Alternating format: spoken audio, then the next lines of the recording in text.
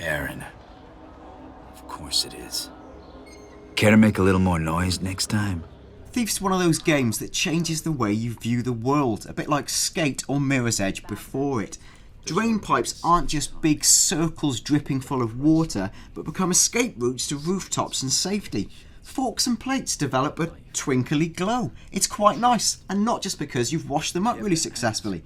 And meanwhile, fall and change causes you to experience a sickening, dipping sensation as your hands involuntarily swoosh down to pick them up.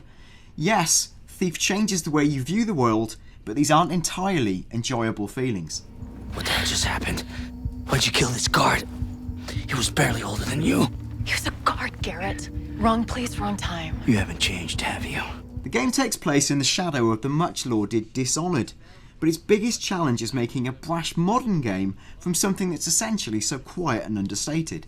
Developers Eidos Montreal resolves this issue to an extent by rebooting the original Thief games. They retain classic elements but with a twist.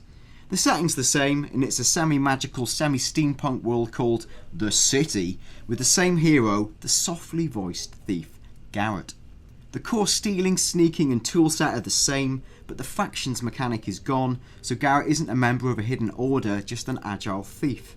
The city's memorable layout has gone too, sadly, and for all of Thief's hidden books and manuscripts, the game has lost its rich sense of narrative depth and place. Thief begins with a brief tutorial where your protege Erin falls into the middle of a magic ritual held by the city's leader Baron Northcrest, like of course.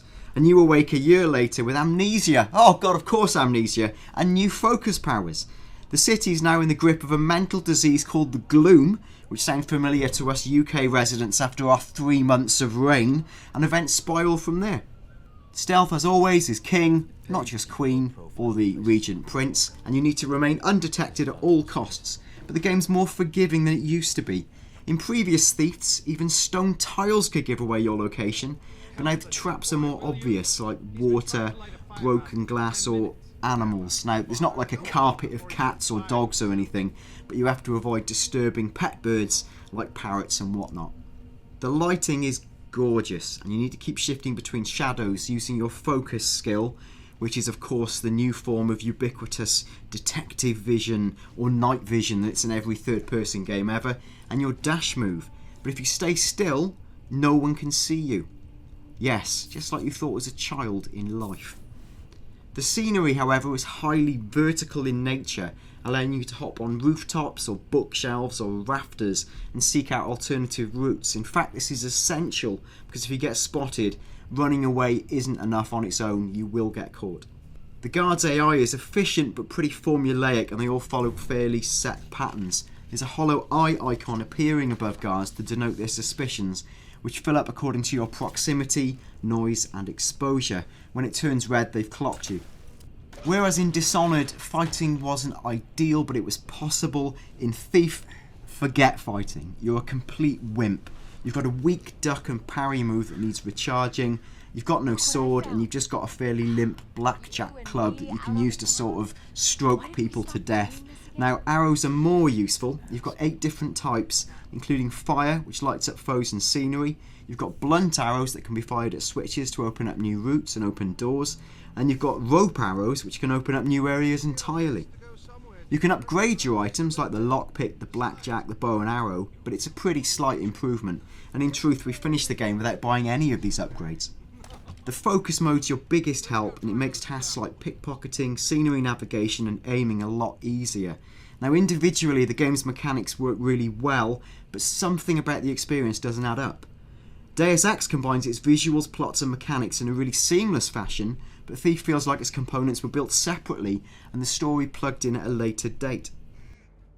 The city itself lacks cohesion, and it's got a really dull shantytown feel, leading to confusing navigation. There's a few taller spires, but nothing really stands out.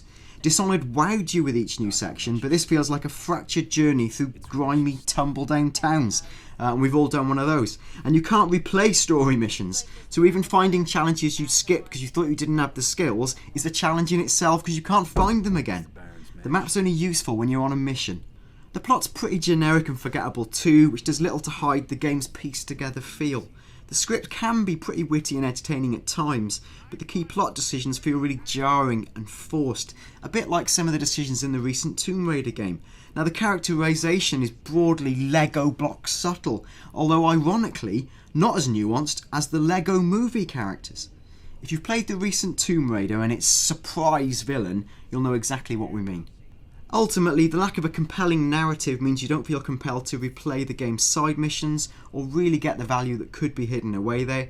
However, the mechanics are pretty much a reward in themselves, and there's great satisfaction in stealthing silently through the levels with all your assistances turned off.